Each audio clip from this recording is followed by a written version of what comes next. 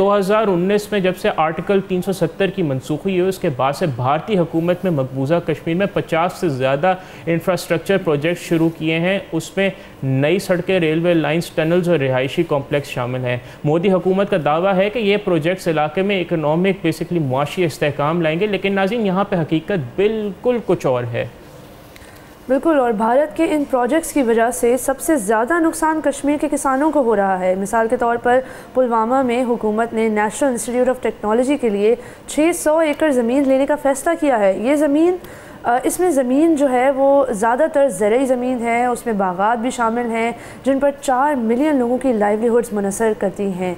और हैरान कुन बात यह है कि NIT के लिए 300 एकड़ ज़मीन काफ़ी होगी, लेकिन हुकूमत इससे दुगनी ज़मीन ले रही है।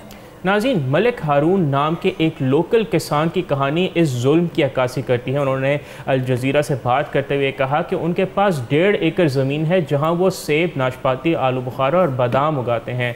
पीर पंजाल की खूबसूरत बर्फ़ानी पहाड़ियों के सामने उनका बाग रमशी नाला से सैराब होता है। हर साल 30 टन फ्रूट पैदा करता है जिससे उनकी सालाना आमदनी $11,000 है। लेकिन अब ये सब NIT प्रोजेक्ट के लिए लिया जा रहा है।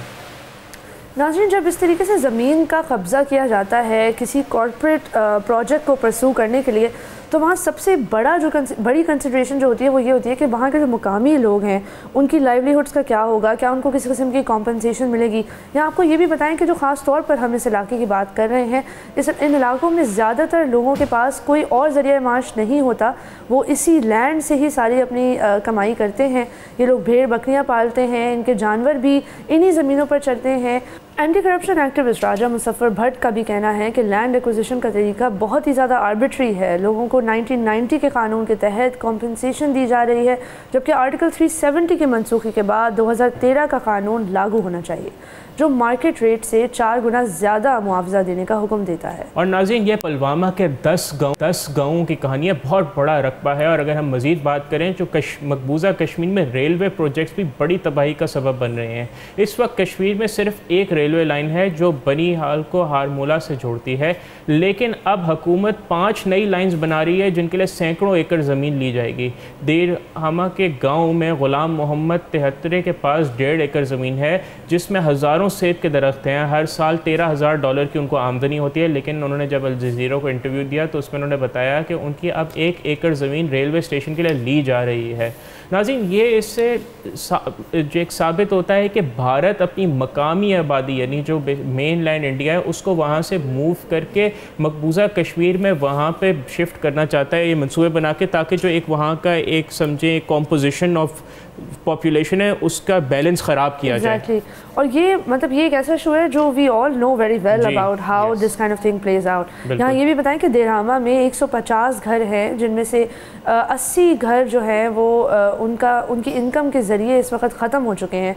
लोगों ने मुताद्दिद प्रोटेस्ट भी किए हैं और इनका कहना है कि उन्होंने कभी स्टेशन की डिमांड नहीं की थी। ये ज़मीनें इनकी फैमिली इनहेरिटेंस हैं और जनरेशन से इनकी लाइवलीहुड का ज़रिया भी हैं। अनएम्प्लॉयमेंट क्राइसिस के दौर में ज़मीनें इन बच्चों के लिए आखिरी सहारा है। नाज़रीन, अगर हम बात करें श्रीनगर की तो उसके गिर्द एक रिंग रोड बनाया जा रहा है जिसकी लंबाई 6.4 किलोमीटर है। उसका मकसद बज़ाहिर ट्रैफिक को कम करना है, लेकिन इससे सिविल और मिलिट्री गाड़ियों को जो पाकिस्तान और चीन की सरहद के करीब जाने वाले अजला, हारमूला में और गांदरबल तक रसाई आसान हो जाएगी। और इस प्रोजेक्ट के लिए चावल के खेत और सेब के बागात तबाह किए जा रहे हैं। ये न सिर्फ वहाँ की इकोलॉजी को बहुत बड़ी थ्रेट है बल्कि वहाँ के लोगों के लिए बहुत बड़ा एक मसला है ये। असल बात यह है कि नाज़रीन, इंडिजिनस कम्युनिटीज़ जो होती हैं ना, ये बहुत ज़्यादा वैल्यूएबल होती हैं।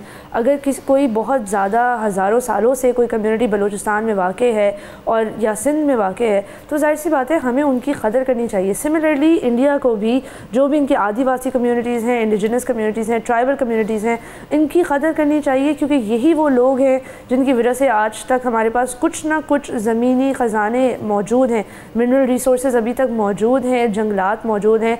वरना अगर हमारी हुकूमतों का बस चले तो वो हर चीज़ को तोड़ फोड़ के एक नई हाउसिंग सोसाइटी बना दें।